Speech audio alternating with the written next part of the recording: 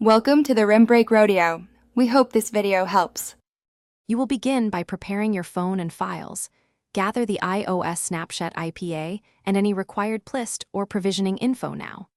Once done, check Android version and free storage to avoid failures, and enable developer options plus USB debugging. This lets you sideload and monitor installation. Next, install a compatible virtualization or compatibility layer app on Android. This is the bridge that lets iOS binaries run. Make sure you have a reliable backup of Android data before proceeding. Now you'll configure the compatibility layer and adapt the IPA to Android expectations. Open the app, grant required permissions, and follow its workflow to sign or convert the iOS package. This step resolves entitlement and code signing mismatches.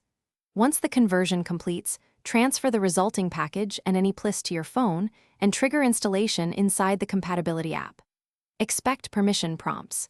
Accept them so Snapchat can access camera, mic, and storage. If progress stalls, restart the compatibility app and retry. Finish by launching Snapchat within the compatibility layer and signing into your account.